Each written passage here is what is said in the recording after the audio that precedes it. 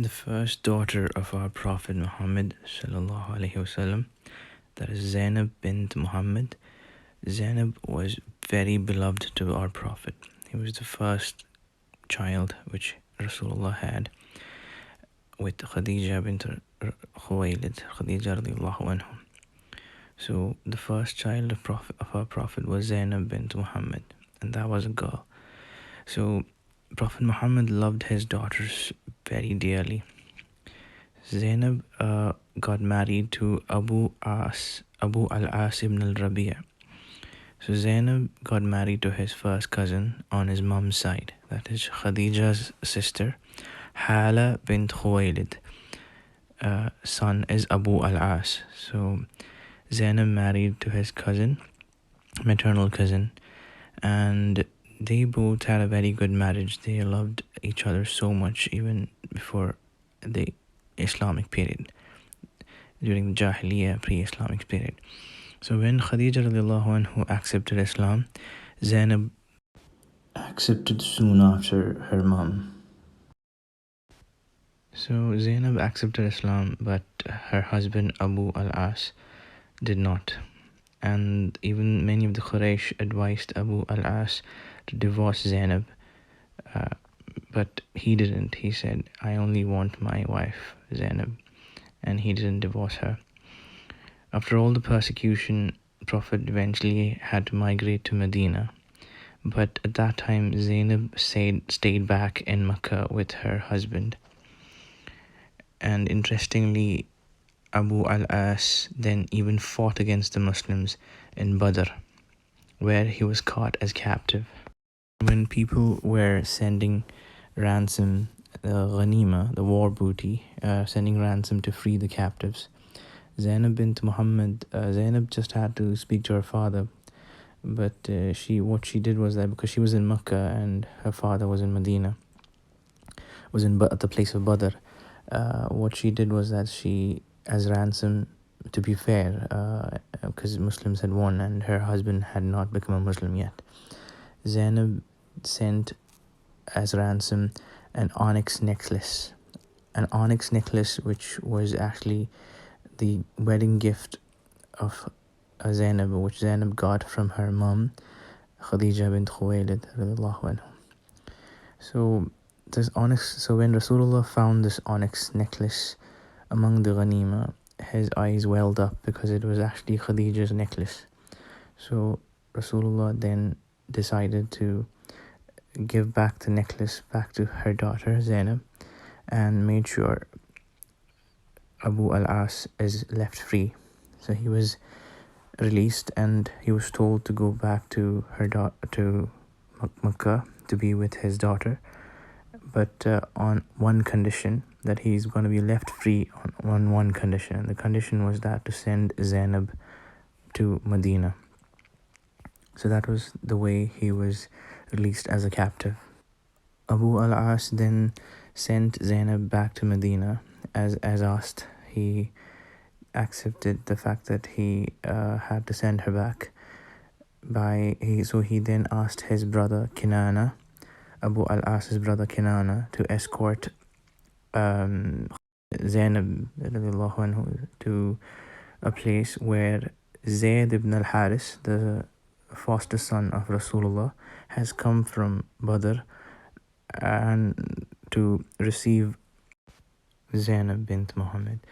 So Zayd ibn al-Haris has come to escort to the rest of the journey, and Kinana was actually supposed to hand over Zaynab onto Zayd ibn al-Haris. So at that time, what happened was that when Kinana, he was a non-Muslim at that time, but he was escorting Zaynab bint Muhammad on a camel inside the Hawdaj was Zaynab sitting.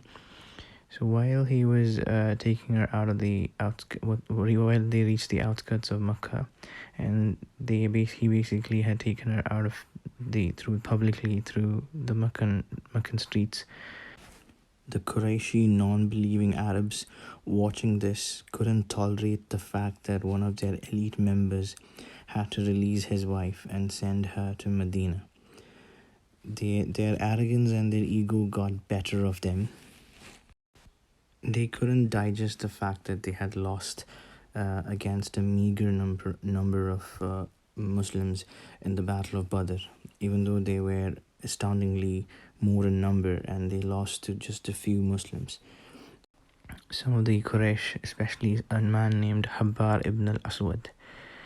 So he was a warmonger. He hated Islam to the core. So he basically chased Zaynab and Kinana, and even threatened Zaynab with a lance, and he goaded the camel and poked the camel in the back with his lance, and with that Zaynab got thrown off the camel and she fell onto a rock.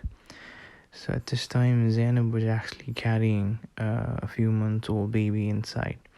As she fell onto the rock, she suffered a huge injury and she had a miscarriage and had a massive bleed. This injury was there with Zaynab till her end of the life, and she succumbed to her wounds and eventually passed away due to this injury, basically to her uterus. So Habbar ibn al-Aswad is a guy who did this, and he is the culprit who basically killed Zaynab bint Muhammad, basically killed the daughter of Rasulullah and the grandchild of Rasulullah. Later on, she was rescued by Zayd ibn al-Haris and brought to Medina. Rasulullah then looked after her daughter Zaynab. Many years later, Abu al-As ibn al-Rabi' missed her wife, and he came to Medina and sought protection from the Muslims, and told Zaynab that I haven't accepted Islam, but I need protection. I have come for you. So Zaynab says, fine, I will give you protection. And when Zaynab told Rasulullah that he has come seeking protection, Rasulullah told, fine, we will give you protection, we will not harm you despite you being a non-Muslim. Eventually Abu al-As became a Muslim. After a few years, Zaynab succumbed to her injuries and eventually passed away. Rasulullah was very sad. His first child passed away, and Rasulullah stood near her grave and made sure that Allah's rahmat came into her grave, and he stood there for many hours until the entire ascension of Zaynab's soul into the barzakh. Many years later, when Islam had won and Makkah Fatah, Rasulullah and all the Muslims came back to Makkah victorious. Many of the Quraysh, especially Habbar ibn al-Aswad, they were in trouble because now the Muslims have won and they were all defeated. So Habbar ibn al-Aswad put a wail and entered into Rasulullah's camp, and Rasulullah told him to unveil himself. At that time, many of the Sahabas who found out that it was Habbar ibn al-Aswad, they pointed their sword at him. Rasulullah then told, aren't you Habbar ibn al-Aswad? So Habbar said, yes, I am Habbar.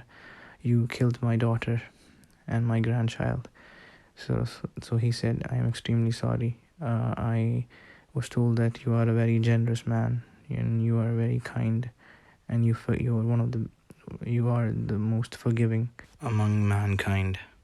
The Sahabas were about to kill him, but Rasulullah told not to do anything, not to attack, and Rasulullah forgave him, despite him being the